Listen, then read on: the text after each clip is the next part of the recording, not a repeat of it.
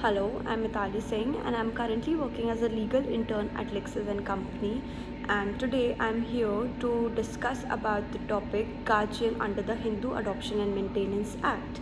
So in this video I will be discussing the topics like who is guardian, what are the powers of the guardian in respect of adoption, and the types of the guardian. So the term guardian is being defined under section 4, subsection B of Hindu Adoption and Maintenance Act, which states that a person taking care of the minor physically or of his property or of both property and a person, then such person will be termed as the guardian of that child. Guardian will be a person who is being entitled with the care and the protection of a child, or whose duty is to take care of a child, और वो उस child के welfare के लिए काम करे और उसकी प्रॉपर्टी और चाइल्ड का प्रॉपर केयर करे, प्रॉपर प्रोटेक्शन दे उसको, तो उस पर्सन को हम उस चाइल्ड का गार्जियन बोलेंगे. सो द नेक्स्ट सब topic is the type of the guardian under Hindu adoption and maintenance act.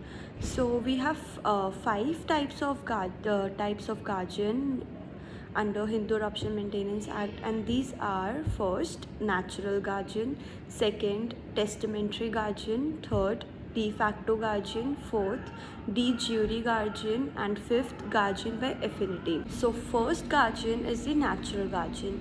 By word ही हमें पता लग रहा है कि natural guardian मतलब वो गार्जियन होगा जो कि बाई नेचुरली हमारा टेक केयर कर रहा है और हमारे वेलफेयर के लिए एंटाइटल है. सो सेक्शन 6 जो है हिंदू अडॉप्शन मेंटेनेंस एक्ट का, it deals with the concept of the natural guardian, and under section 6 of Hindu adoption maintenance act the definition of the natural guardian is being given, and which clearly specified 3 categories which will be considered, or the 3 persons which will be considered as the natural guardian of a person, and those are: first, father; second, mother; and third, husband. So as I told you, the father is the natural guardian of a child, and father is the first natural guardian of a child, and father is considered as a natural guardian of his legitimate children, both daughter or son. वो अपने legitimate children का first natural guardian जो है वो father माना जाएगा. Father is entitled to all the rights and powers of the natural guardian. उसके पास सारे राइट्स एंड पावर्स होंगे नेचुरल गार्जियन के. सारी duties will be performing, father will be performing all the duties of the natural guardian. And now I will be discussing what are the duties of the natural guardian. Then the duties of the natural guardian will be to take care of a minor child, to work for the welfare of a child, to take care of the property of a child, and to support his education, और to basically ये होगा कि उसके जितने भी वो father जो है वो सारे काम करेगा जो भी नेसेसरी है उसके वेलफेयर के, जो भी नेसेसरी है चाइल्ड के ग्रोथ के लिए और उसके प्रोटेक्शन के लिए. That all will be covering under the topic that is the duties of the natural guardian, or we can say that the duties of a father as a natural guardian. Now I will be discussing what are the powers of the natural guardian, or we can say that what are the powers of the father as a natural guardian. So being the natural guardian of his legitimate son or daughter, he exercised few powers, and these powers are to obtain the custody of a child, and to control the education of a child, second; third, to determine the religion of a child, for third; and fourth, to control the movement of a child. Lastly, one of the important power of a father being a natural guardian is the testamentary power to appoint a guardian for his legitimate son or daughter. Or we can say that basically father being a natural guardian has a right, or we can say that he has a power to appoint a testamentary guardian by will. After father, mother is the natural guardian of her legitimate children. If in simple language we can say that if father is alive, then father continues to be entitled as the natural guardian of his legitimate child.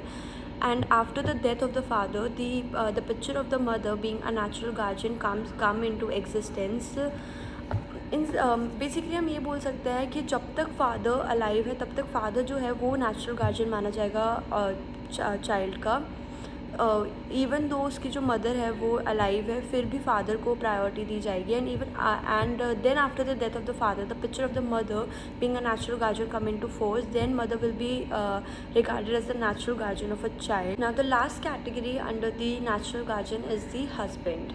After mother, after father and mother, the husband husband is being regarded as the natural guardian of a person, and that is also mentioned under section 6 and of Hindu Adoption and Maintenance Act. And Hindu Adoption and Maintenance Act has given the power, or we can say that has given the privilege to the husbands also to be regarded as the natural guardian. Now the question arises that why the husband has been given the privilege same as that of the father and the mother. Why the husband is being regarded as the natural guardian of a minor wife? Why?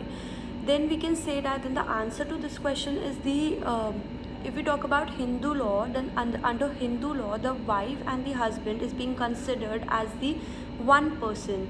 So the husband will be the best person to take care of a minor wife, or we can say that कि husband जो होगा वो एक after father and the mother वो best person माना जाएगा, और we can say that suitable person माना जाएगा कि वो अपना अपनी minor wife का take care कर सकता है उसके welfare के लिए. He will be doing all the stuff for her welfare and everything. That is why the husband is being given this privilege of being the natural guardian. But in cases where the court thinks that husband is not a suitable person to become the guardian of a minor wife, then in such cases the court has a power to appoint another person as the guardian of that minor person.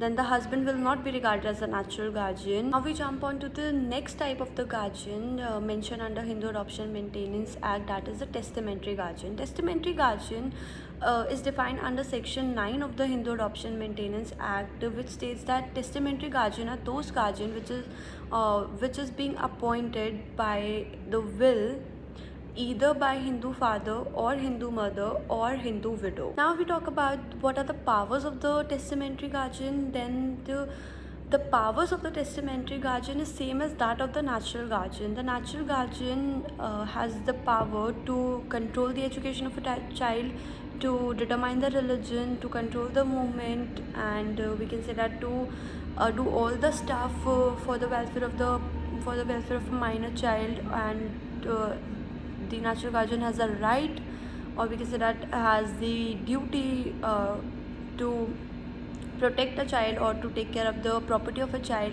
Then in this case also, in case of testamentary guardian also, testamentary guardian has all those powers as that of the natural guardian. The next type of guardian is the de jure guardian. De jure guardian is also known as the guardian appointed by the court or the certified guardian. So de jure guardian is the guardian which is being appointed by the district court, and which is being and the person who is being entitled with the care and the protection of a child, and such person will be regarded as the de jure guardian.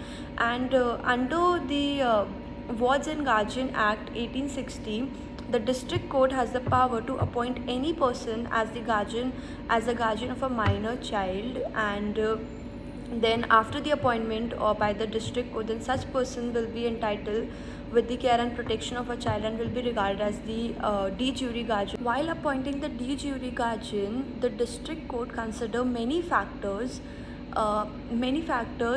while appointing the de jure guardian, and such factors are: what is the financial condition of a person which will be regarded as the de jure guardian of a minor child, and what is the age of that person, whether the person is financially capable to take care of a child, or we can say that the financial position of that person, and what are the wishes of that person, and the wishes of a minor child is also being taken into consideration, and the age, the religion factor is also taken into consideration. So all these factors are taken into consideration by the district court while appointing the de jure guardian. Last type of guardian under the Hindu Adoption Maintenance Act is the guardian by affinity.